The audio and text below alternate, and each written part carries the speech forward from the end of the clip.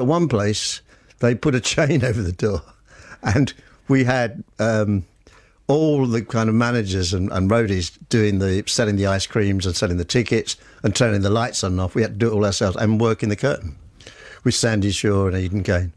So we had to do it all ourselves to run the show. But there was this kind of... In the end, the band said, for corrupting the morals of New Zealand youth, we were given a life ban. But you've been back. You've been welcomed back since. They didn't know, though. Oh, right, OK. You weren't forgiven. You just slipped through. Well, when we went for the visa, the girl said, it's really funny. You said you've been here before, but I don't have any record of it. I said, oh, a long time ago, but don't worry about it. How much were your gigs then, for example, in a UK city then? Not much. I mean, probably... 10 bob or something? Oh, 10 bob, yeah. 12 shillings. I don't know what it was in that money. I mean, we were getting... For the first sort of year, even with hits, we were probably getting 75 quid a night. Because it's a bit like the Beatles in Hamburg. They got stuck with the contract, even though they were world famous. That's why they smashed up Hamburg before they left, because they were in a kind of slave situation. Yeah.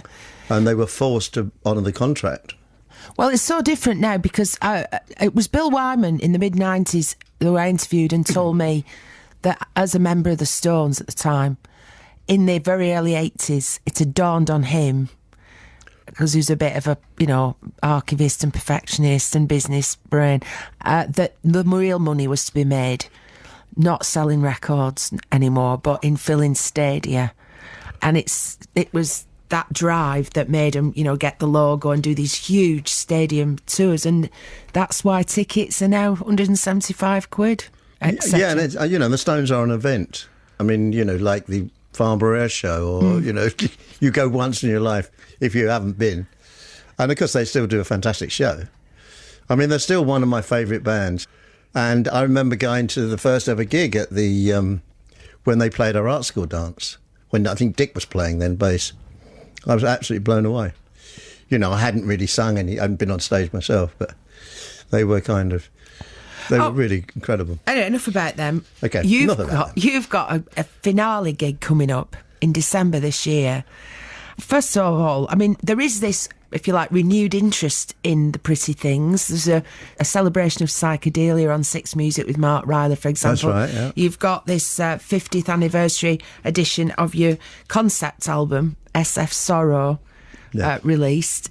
So why are you willingly packing it up and saying, right, that's it, in December, that's it, we're not going to do it anymore? Well, it's just, it's kind of, it was also to honour the 55 years we've done. Yeah. And the kind of business model that you need to be out there now, you need to be out there a lot longer than I'm capable or prepared to do, run of shows, to let the people out there make money and for the band to make money.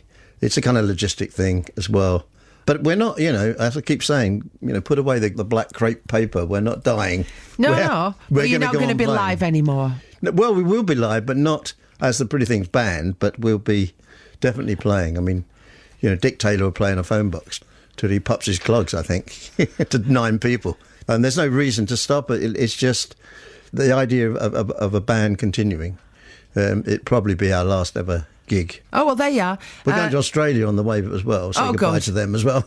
And New Zealand? I'm not going to risk it again. No, we don't want to risk it. They might not. I know you heard it on 6. Phil May's available for gigs. Anybody listening? Meanwhile, at this gig on the 13th of December coming up, your last show, allegedly, you've got David Gilmour playing with you now. So he's been a fan since the 60s then. Well, we had the same sort of office, and I remember going to see David when he produced Sid. There was this thing that although David replaced Sid, they were very keen that Sid had an ongoing situation. And obviously Sid had a lot of difficulties at the time. And I remember sitting on a session with David at Abbey Road. And I don't know, David and I became sort of close because I think our kids were born around about the same time. We did a lot of kind of socialising, and I was there for, I think, his first daughter in LA when I was in LA with my wife.